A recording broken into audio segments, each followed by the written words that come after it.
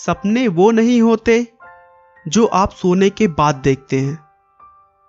सपने तो वो होते हैं जो आपको सोने नहीं देते।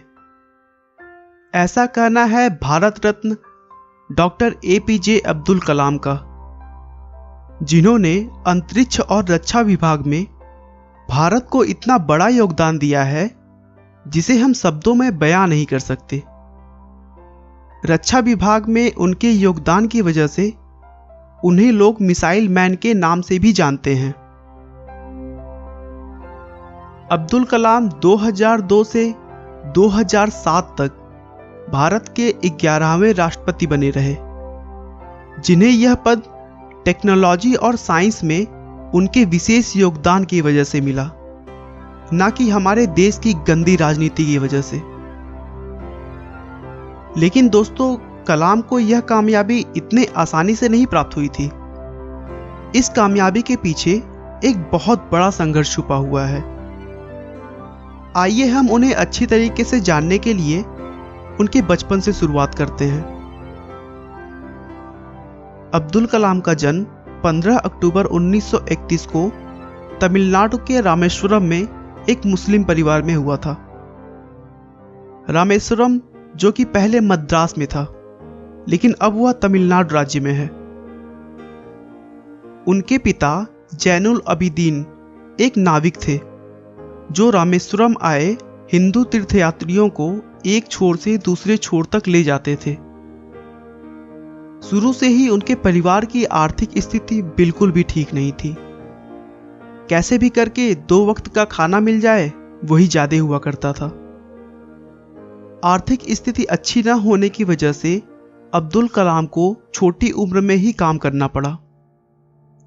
वह अपने घर वालों के आर्थिक मदद के लिए स्कूल से आने के बाद न्यूज़पेपर और मैगजीन बेचने का काम करते थे। इतने परिश्रम के बाद भी वह अपना पढ़ाई में पूरा ध्यान लगाते थे।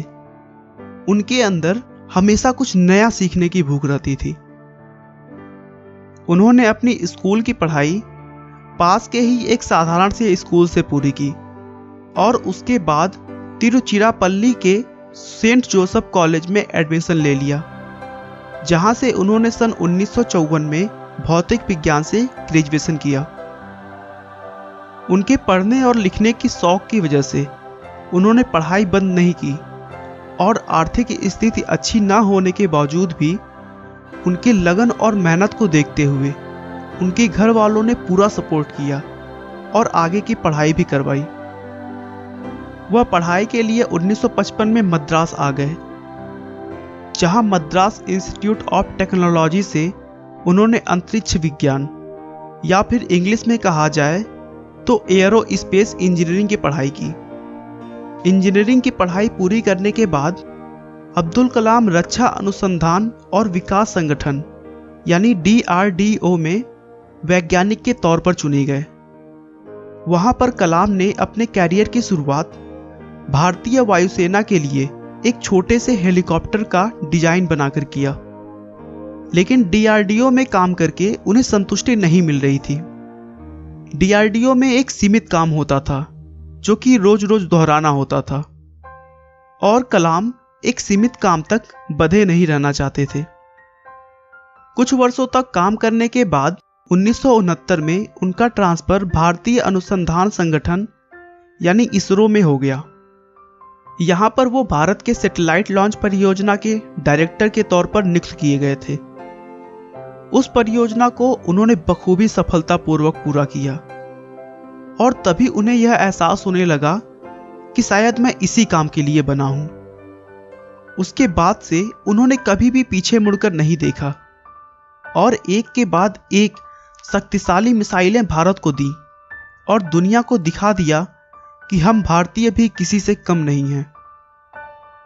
एक अद्भुत वैज्ञानिक के तौर पर उनकी उपलब्धियों को देखते हुए 2002 में उन्हें राष्ट्रपति पद का उम्मीदवार बनाया गया और 2007 तक उन्होंने बखूबी अपने कार्यों को पूरा किया।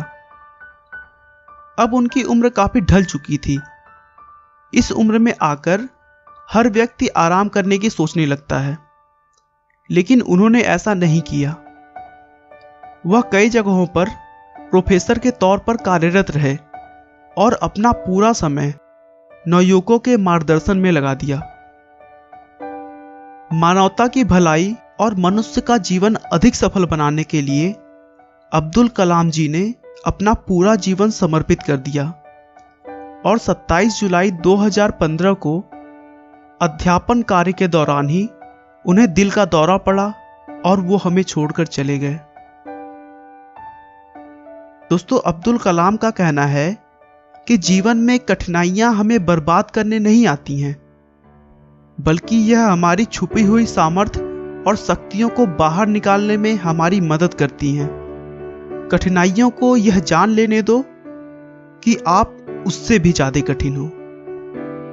आपका बहुमूल्य समय देने के लिए बहुत बहुत धन्यवाद। इस वीडियो को लाइक करके आप हमारा मनोबल बढ़ा सकते हैं।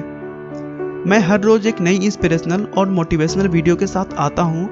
दोस्तों, अगर आप हमारी वीडियो को मिस नहीं करना चाहते तो कृपया चैनल को सब्सक्राइब कर लें। आपको यह कहानी कैसी लगी हमें कमेंट करके जरूर बताएं। धन्यवाद।